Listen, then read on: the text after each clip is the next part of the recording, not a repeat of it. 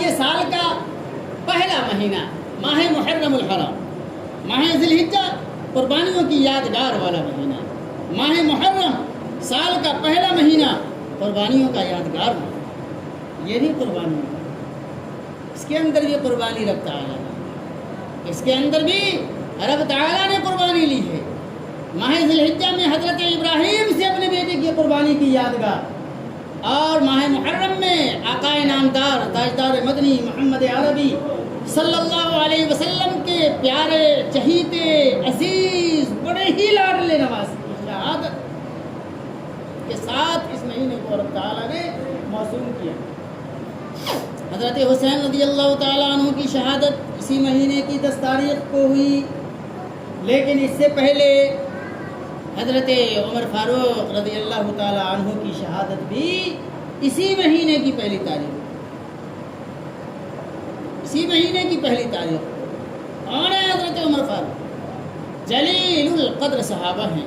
جناب محمد رسول اللہ صلی اللہ علیہ وسلم نے فرمایا کہ اگر میرے بعد کوئی نبی ہوتا تو حضرت عمر کے اندر اتنی بصیرت ہے، عمر کی سوچ اتنی گہری ہے، عمر کی سوچ اتنی اونچی ہے، عمر اتنے اچھے ہیں، عمر اتنے عدل کرنے والے ہیں کہ اگر میرے بعد کوئی نبی ہوتا تو عمر۔ ایک موقع سے فرمایا کہ جس راستے سے عمر گزرتا ہے، عمر کے ایمانی رعب اور دبدبے کی وجہ سے ابلیس لعین کو جرأت نہیں کہ اس راستے سے وہ راستہ بدل دے، ڈر کی وجہ سے، خوف کی وجہ سے، رعب کی وجہ سے۔ یہ ڈر اور خوف کیا تھا؟ کیا حضرت عمر کوئی دوسری چیز تھے، دوسری مخلوق تھے؟ نہیں، حضرت عمر بھی ہمارے اور آپ کی طرح ایک انسان تھے، لیکن رب تعالیٰ نے ان کے دل کے اندر جو ایمان کو راسخ فرمایا تھا، ایمان کی محبت ان کے دل کے، ان کے جسم کے رگ و ریشے میں اس طرح پیوست تھا کہ پورا جسم حضرت عمر کا رک ہوا، دبدبے والا۔ دشمن کی جب پیشی ہوئی، کئی دشمنوں کی، کئی ظالم حکمراں کی، وہ نگاہ اٹھا کر حضرت عمر کو نہیں دیکھ پاتے، یہ روک دو۔ اور رہن سہن کا معاملہ ایسا تھا، 70 پیبند دھرتی پر لگے ہیں۔ کہاں سویا ہوا ہے عمر؟ ایک درخت کے نیچے زمین پر، تکیہ ہے، ہاتھ ہے، ہاتھ کا۔ یہ ہے عمر کی زندگی، لیکن ایمان اتنا مضبوط ہے کہ اللہ پاک نے سر کے چہرے سے لے کر پاؤں تک پورے جسم کو جو ہے باروں کو۔ ان کی شہادت بھی محرم الحرام کی پہلی تاریخ کو ہوئی ہے۔ ان کی شہادت کا واقعہ کیوں آیا؟ بھائی عدل و انصاف، امیر المومنین تھے، کہیں بھی لچک نہیں، اپنا معاملہ ہو پرائے کا، عدل و انصاف۔ اللہ کے نبی نے جو بتایا وہی ہوگا، اس کی وجہ سے دشمن ہو گئے، یہودیوں کو بڑا گرا گزر رہا تھا، بڑی مملکتیں جو ہے وہ ان کے زمانے میں فتح ہوئی۔ اب لوگ دشمن تو بنیں گے ہی۔ فجر کی نماز میں جب امامت کے لیے قیام میں کھڑے تھے، تلاوت میں مشغول تھے کہ وہ دشمن جو طاق میں تھا، پہلی صف میں تھا، مسلمانوں کے بھیس میں تھا، مسلمان بن کر داخل ہوا تھا، اس نے بائیں پسلی کے پیچھے سے جو ہے وہ نیزہ مارا جو دل تک پہنچ گیا، اور اسی کی وجہ سے دوسری شہادت حضرت حسین رضی اللہ۔ حضرت حسین کون ہیں؟ نبی کے ایسے لاڈلے، تصور نہیں کر سکتے۔ ہمارے اور آپ کے آقا سید الکونین جناب محمد رسول اللہ صلی اللہ علیہ وسلم خانہ کعبہ میں رب کے حضور سجدے میں، مسجد نبوی میں سجدے میں پڑے ہیں۔ حضرت حسن و حسین آتے ہیں اور پیٹھ پہ سوار ہو جاتے ہیں۔ اب پیٹھ پر سوار ہو کے جو ہے وہ گھوڑا کھیل رہے ہیں، اس کے پیٹھ پر سوار ہیں۔ اللہ کے بعد سب سے اونچا مقام رکھنے والے، اللہ کے لاڈلے حبیب جناب محمد رسول اللہ صلی اللہ علیہ وسلم کی پیٹھ پر سوار ہیں۔ یہ دونوں نواسے اپنے نانا کو گھوڑا بنائے ہوئے ہیں، اور نانا اس وقت تک سجدے میں پڑا ہے جب تک یہ دونوں کھیل کر اتر نہ جائیں۔ سجدے سے سر اٹھائیں گے، یہ پیارا گر جائے گا، چوٹ لگ جائے گی، سر پھوٹ جائے گا، ہاتھ ٹوٹ جائیں گے۔ اللہ کے نبی جناب محمد رسول اللہ صلی اللہ علیہ وسلم سجدے میں پڑے، اللہ سے مناجات میں لگے، اور یہ دونوں نواسے گھوڑا گھوڑا کھیل رہے ہیں۔ جی بھر جاتا، اتر جاتے۔ صحابہ نے کہا کتنی اچھی سواری ہے، ہائے ہائے کس کو نصیب ہوگی نبی کے پیٹھ پر چڑھنا، کس کو نصیب ہوگا نبی کی پشت پر کھیلنا، کس کو نصیب ہوگا؟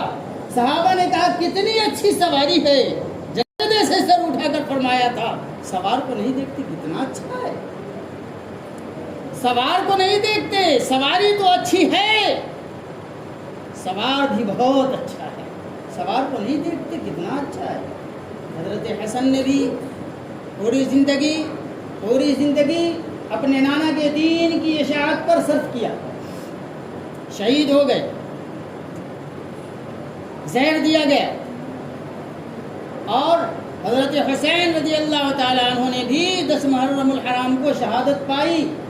اس لیے حکومت حاصل کرنے کے لیے، مال حاصل کرنے کے لیے، جائیداد بنانے کے لیے،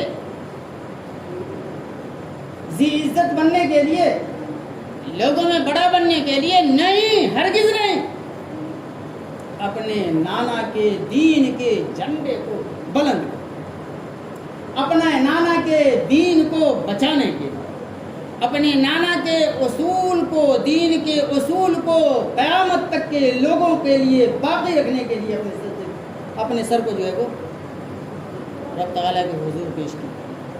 واقعہ بتاؤں،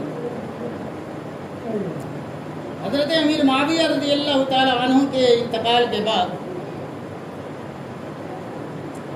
ان کا بیٹا یزید حکمران، حکومت کے اصول شریعت نے بنائے، حاکم کس کو بنایا جائے، امیر کس کو بنایا جائے، اللہ پاک نے اس کے اصول بنائے، قرآن کریم میں اس کے اصول اتارے، اور جناب محمد رسول اللہ صلی اللہ علیہ وسلم کے بعد حضرت علی رضی اللہ تعالی عنہ تک یہ اصول برابر عمل میں آتا رہا۔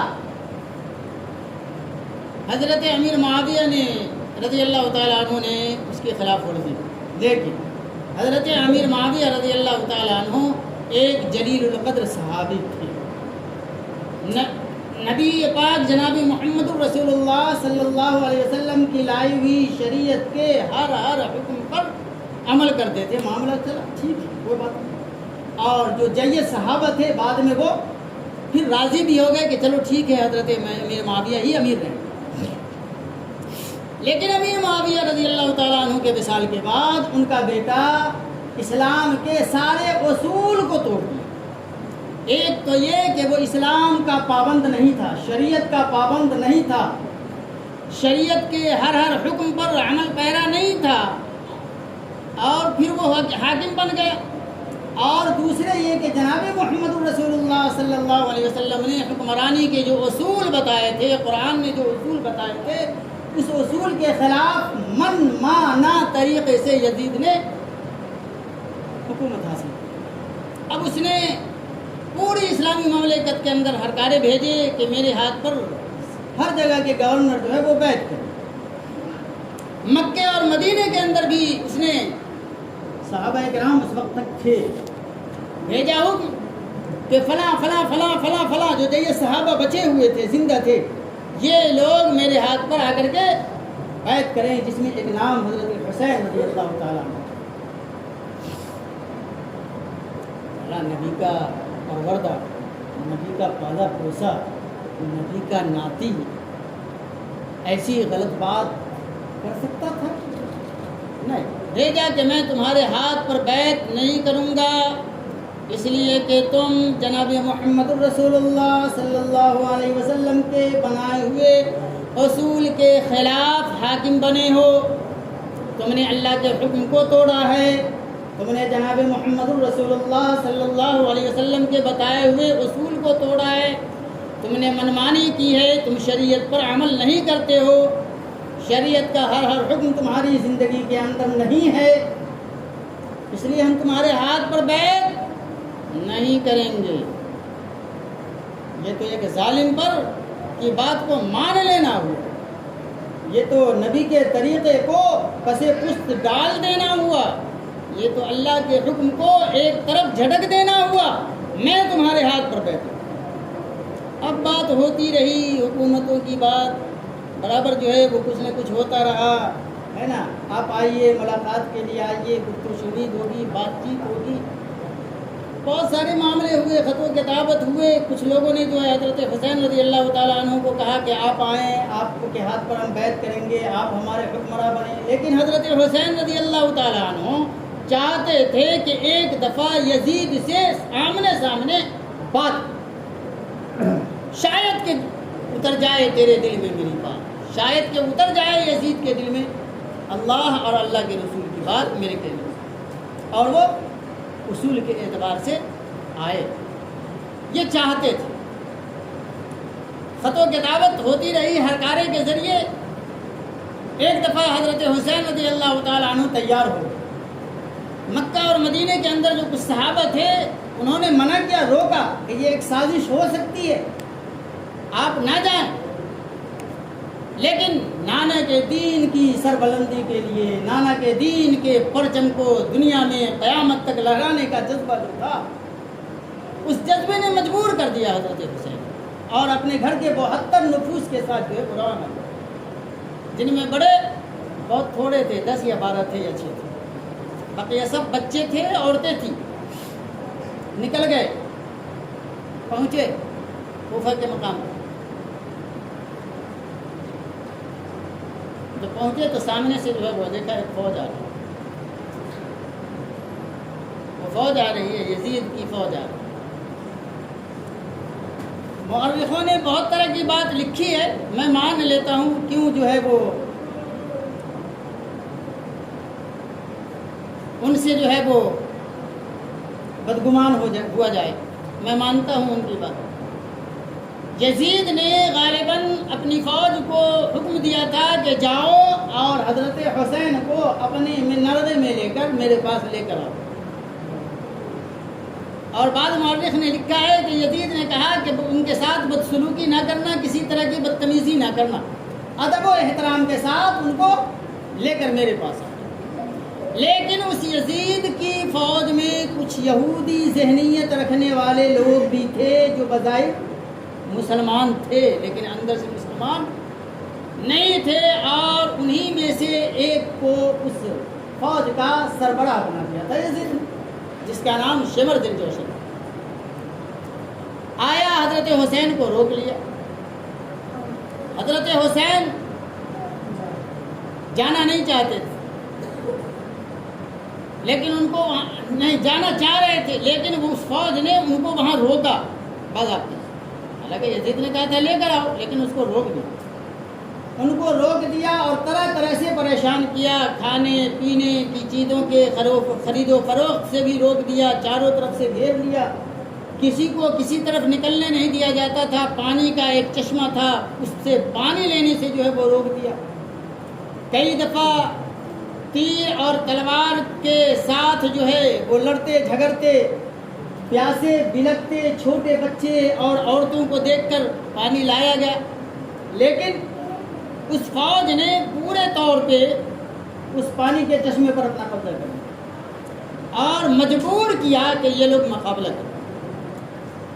جب ہر طرف سے تنگ آ گئے تو حضرت حسین، اور بار بار جو ہے وہ تیر کی بوچھار ہوتی تھی، تیر پھینکا جاتا تھا، جس سے کتنے بچے کتنی عورتیں شہید ہو گئی حضرت حسین رضی اللہ تعالیٰ عنہ کی طرف۔ ایک واقعہ آتا ہے کہ حضرت حسین رضی اللہ تعالیٰ عنہ کے گھر بچہ تولد ہوا تھا، اور عورتوں نے لا کر آپ کے گود میں وہ بچہ دیا کہ اس کے کان میں اذان کہہ دیجیے۔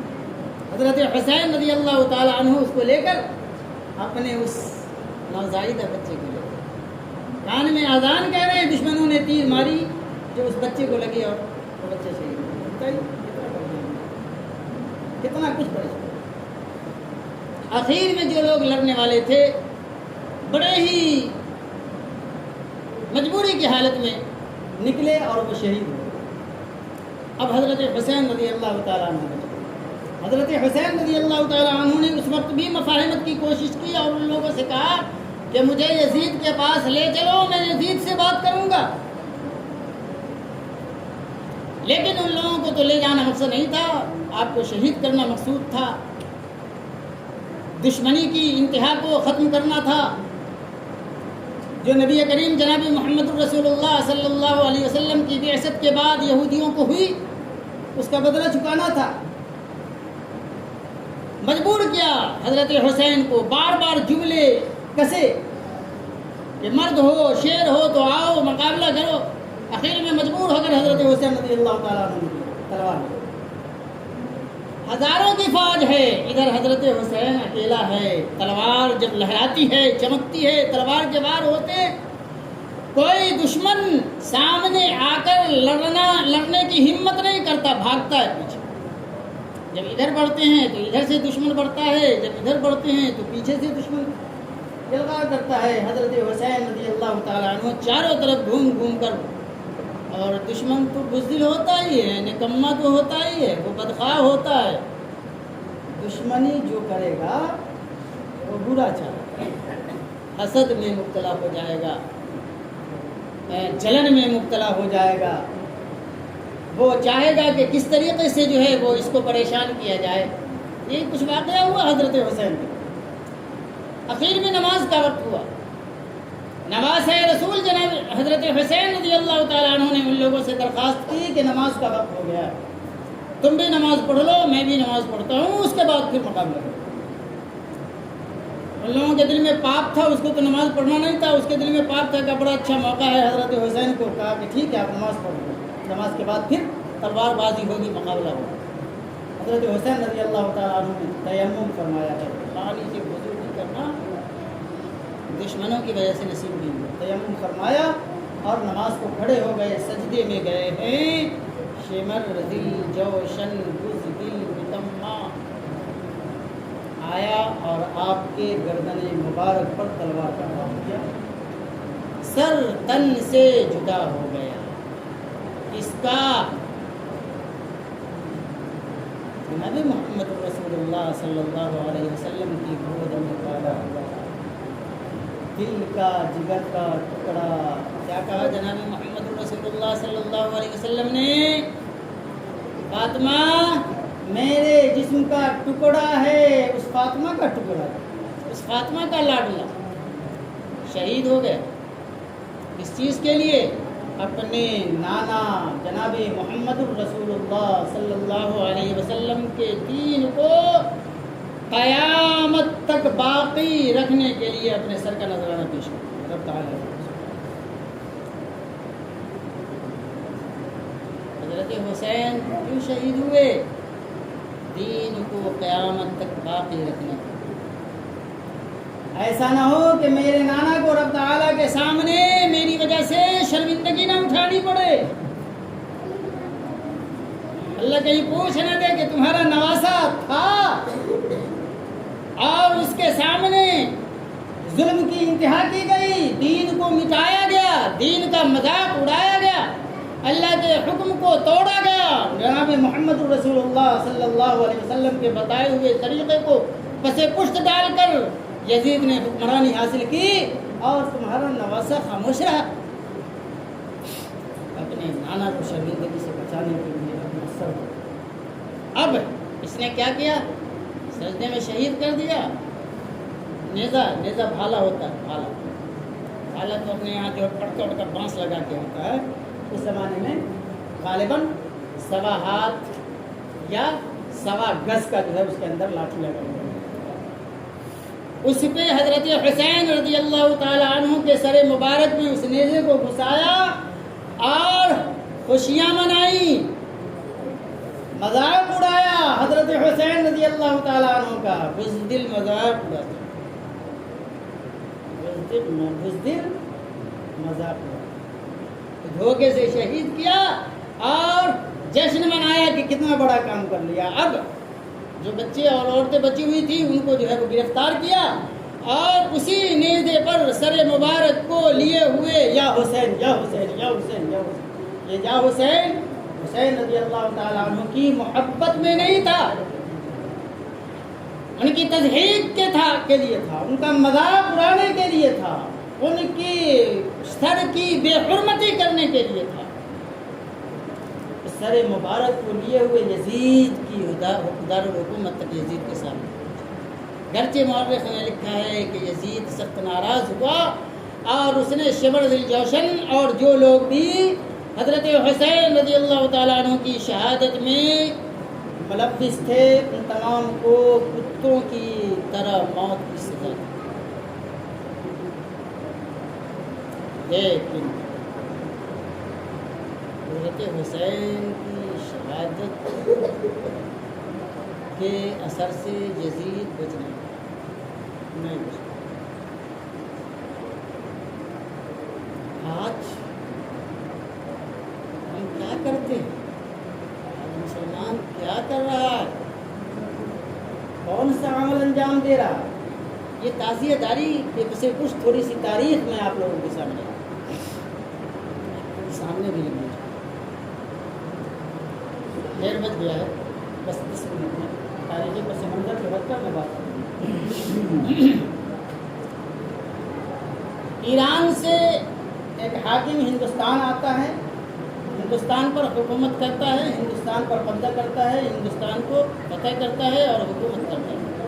وہ دراصل شیعی ذہنیت کا مالک تھا۔ جب تک وہ ایران میں تھا وہاں حضرت حسین رضی اللہ تعالیٰ عنہ کی تربت پر دیکھ کر کیا کرتا تھا؟ نوحہ کرتا تھا۔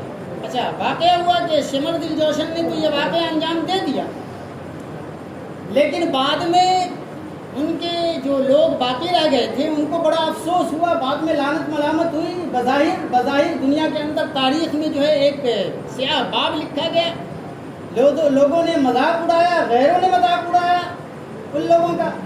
تو اب اس نے اس کے تدارک کے لیے کیا کیا کہ دکھاوے کے لیے نوحہ کرنا شروع کیا، اپنے آپ کو زخمی کرنا شروع کیا تاکہ ہمارے جسم سے جو خون نکلے وہ حضرت حسین کے خون کا بدل ہو جائے اور اللہ کے یہاں ہم چھٹکارا پائیں۔ یہ ہونے لگا، وہاں ہونے لگا۔ ہندوستان میں کیسے آئے؟ تو وہاں بھی اس طرح کا معاملہ نہیں ہوتا ہے، کوئی دوسرا ہی معاملہ۔ ہندوستان کے اندر جب وہ حکمراں آیا تو اب ایران سے اس کی دوری ہو گئی، وہاں سے حضرت حسین کی تربت سے دوری ہو گئی رضی اللہ تعالیٰ عنہ۔ تو اب اس نے کہا کہ ہمارے سامنے بھی کوئی شبیہ ہونی چاہیے جس شبیہ کو بنا کر ہم کیا کریں، وہ ماتم کریں۔ لہذا اس سے حضرت حسین رضی اللہ تعالیٰ عنہ کی قبر مبارک کا نقل تیار کی۔ اب وہی نقل ہوتے جو ہے آج ہمارے یہاں جو تعزیہ بنایا جاتا ہے وہ شکل جو ہے بچی ہوئی ہے یا آئی ہے۔ حضرت حسین کی تربت کی شبیہ ہے، یہ شریعت میں ناجائز ہے، حرام ہے، غیروں کے یہاں بنایا۔ مجھے معلوم ہوا ہے کہ تالاب سے یا کہیں سے مٹی لے کر ایک پتلا بھی بنایا جاتا ہے، نعوذ باللہ من ذالک۔ پتلا بنایا جاتا ہے اور تعزیہ یہ تو تربت کی شبیہ ہے، دراصل اس آڑ میں ایک بت بنایا جاتا ہے اور اس سے منتیں مانی جاتی ہیں، چڑھاوے چڑھائے جاتے ہیں۔ شریعت میں حرام ہے، حرام۔ اللہ کے علاوہ کسی سے مانگنا جائز نہیں اور اللہ کے علاوہ کوئی دینے کی طاقت نہیں۔ اللہ کے علاوہ کسی کی منت ماننا جائز نہیں اور اللہ کے علاوہ کوئی منت قبول کرنا۔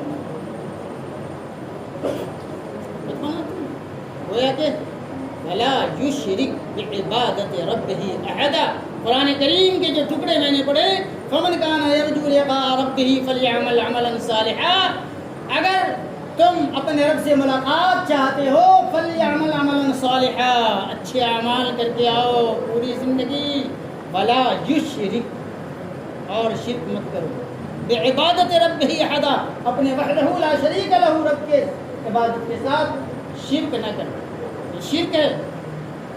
یہ شرک ہے، بتوں کا پوجنا شرک ہے۔ اللہ رب العزت کے 99 صفات میں کسی صفت میں کسی کو شریک کرنا، اس صفت کے مثل بنا کر شرک ہے۔ اللہ شرک کو معاف نہیں فرمائے گا، اللہ شرک کو معاف نہیں فرمائے گا۔ ان اللہ لا یغفر ان یشرک بہ ویغفر ما دون ذلک لمن یشاء۔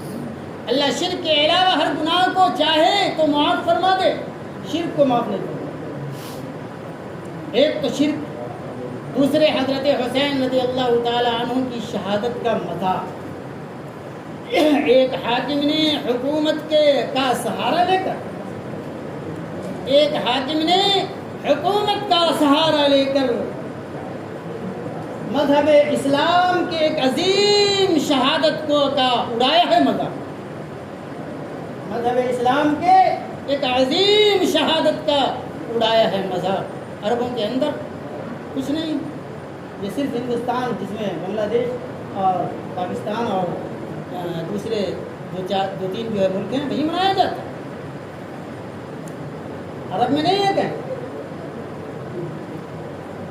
جناب محمد رسول اللہ صلی اللہ علیہ وسلم جب مدینہ مکرمہ پہنچے، محرم کے مہینے میں آپ نے دیکھا کہ یہودی روزہ رکھتے ہیں۔ جناب محمد رسول اللہ صلی اللہ علیہ وسلم نے پوچھا یہ یہودی کس بات کے لیے روزہ رکھتے ہیں؟ بتایا گیا کہ حضرت موسیٰ علیہ السلام کو جو اللہ پاک نے دریائے نیل پار کروایا تھا، اور اس کی خوشی میں موسیٰ علیہ السلام کی قوم نے روزہ رکھا تھا۔ یہودی آج اسی روزے کی نقل کرتے ہیں، ایک روزہ رکھتے ہیں۔ جناب محمد رسول اللہ صلی اللہ علیہ وسلم نے فرمایا تب تو موسیٰ میرے بھائی تھے، موسیٰ میرے نبوت کے بھائی تھے، مذہب کے بھائی تھے، میرے لیے تو زیادہ بہتر ہے کہ میں روزہ رکھوں۔ اگر میں زندہ رہا آئندہ سال تو اس روزے کو رکھوں گا، لیکن یہودیوں کی مشابہت کو توڑنے کے لیے یا تو ایک روزہ پہلے یا ایک روزہ بعد میں ملایا جائے، 9-10 یا 10-11 یہودی 10 کو ملے، بس یہی روزہ ہے اس محرم میں۔